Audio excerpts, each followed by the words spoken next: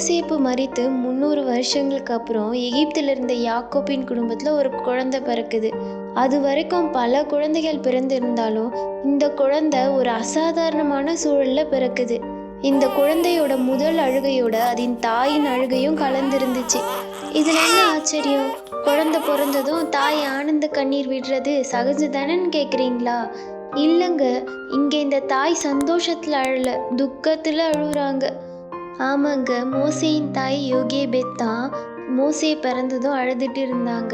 இப்போ இவங்க ஒரு எகிப்தின் அடிமையா இருந்தாலும் ஆபிரகாம், ஈசாக்கு, யாக்கோபின் வம்சத்துல வந்த லேவி குடும்பத்துல பிறந்த ஒரு யாவே கடவுளின் பிள்ளையாகவும் இருந்தாங்க. இவங்களுக்கு சாராள், ரெபேக்காள், ராகேல், லேயாள்னு இஸ்ரவேலின் மேட்ரியாக்ஸ், அதாவது இஸ்ரவேலின் குல தலைவிகள் எல்லாரோட கதையும் நல்லாவே தெரியும். அதே போல் இந்த மேட்ரியாக்ஸ்க்கு கடவுள் தான் கொடுத்த வாக்குத்தத்தத்தில் எவ்வளோ உண்மையுள்ளவராக இருக்காருன்றத கண்ணால் பார்க்குறாங்க. உன் வம்சத்தை திரளாய் பெருக பண்ணுவேன்னு கடவுள் கொடுத்த வாக்குத்தத்தம் இப்போ எகிப்தில் நிறைவேறிட்டு இருக்கு. எபிரேயர்கள் அங்கே திரளான ஜனக்கூட்டமாக பெருகிட்டு இருந்தாங்க. இது சந்தோஷமான விஷயம்னாலும் எபிரேயர்களின் பெருக்கம் எகிப்தின் பார்வோனுக்கு அச்சுறுத்தலாக இருந்துச்சு. பிழைக்க வந்த இடத்துல எபிரேயர்களின் பலம் அதிகமாக இருந்தா நம்மையே அடிமைப்படுத்திடுவாங்களோன்னு பயந்தான். எப்படியாவது ஜனத்தொகையை கட்டுப்படுத்தணும்னு நினைச்சான். எபிரேய மருத்துவச்சிகளுக்கு ஒரு கட்டளை போட்டான். இனி பிறக்கிற ஆண் குழந்தைகள்லாம் கொண்டு விடணும்னு, பெண் பிள்ளைகள்னா விட்டுடலாம்னு சொன்னான். இதுக்காக தான் மோசே பிறக்கும்போது யோகேபெத் அழுதுட்டு இருந்தாங்க. ஆனா இந்த மருத்துவச்சிகள் யாவே கடவுளுக்கு பயந்து வாழ்ந்ததுனால குழந்தைய தப்பிக்க விட்டுடுறாங்க. இப்போ பல மருத்துவர்கள் கடவுள் பயத்தோடு இருப்பதால மகத்தான சேவைகளை செஞ்சுட்டு வராங்க. மருத்துவர்களும் மருத்துவ சேவையில் இருப்பவர்களும் கடவுளின் சுகமாக்கும் கரமாக இருந்து தங்கள் உண்மையான சேவை மூலமா பல கோடி மக்களிடம் கடவுளின் அன்பை வெளிப்படுத்துகிறார்கள் என்றுதான் சொல்லணும். மருத்துவச்சிகளின் உதவி யோகேபெத்க்கு ஒரு பக்கம் நிம்மதியை கொடுத்தாலும் இப்போ இன்னொரு பக்கம் பார்வோனோட இராணுவமும் ஆண் சிசு படுகொலைக்காக தீவிரமா வந்துட்டு இருக்கு.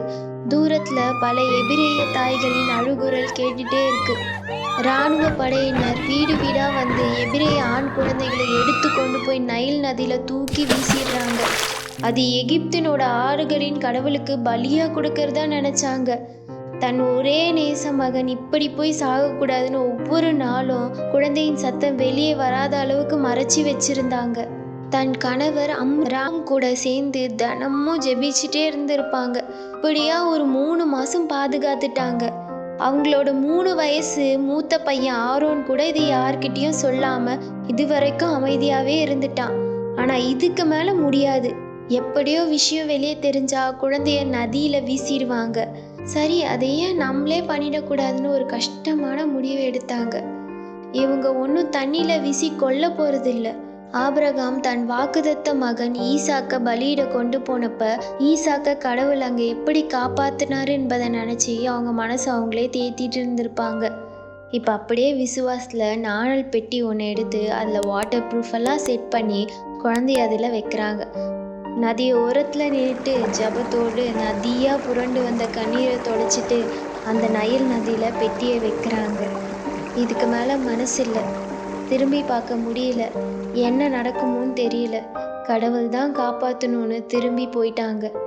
இதெல்லாத்தையும் சகோதரி மீரியாம் தூரத்துல இருந்து பார்த்துக்கிட்டு இருந்தாங்க.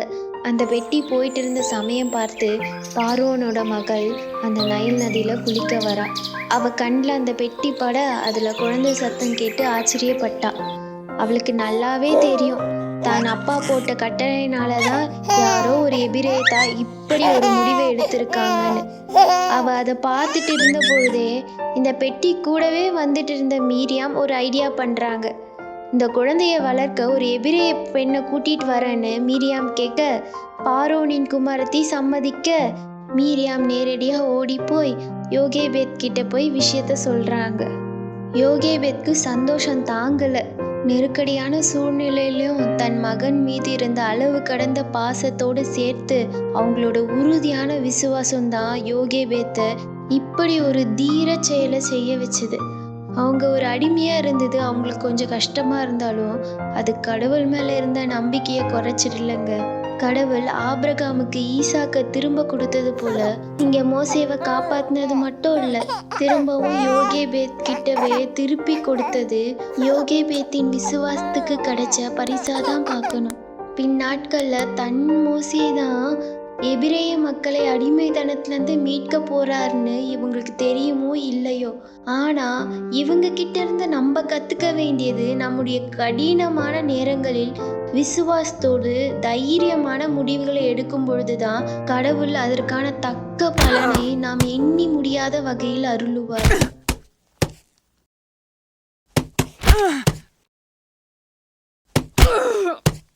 இது போன்ற வேதத்தில் உள்ள பெண்களை குறித்த தொடர் தியானத்துக்கு தொடர்ந்து எங்களோடு இணைந்திருங்க. இந்த சேனலை இன்னும் நீங்கள் சப்ஸ்கிரைப் பண்ணலைன்னா சப்ஸ்கிரைப் பண்ணுங்கள். கீழே இருக்க பெல் ஐக்கானை கிளிக் பண்ணுங்கள். உங்கள் ஃப்ரெண்ட்ஸ்க்கும் ஷேர் பண்ணுங்கள். கடவுளின் சமாதானம் உங்களோடு இருக்கட்டும்.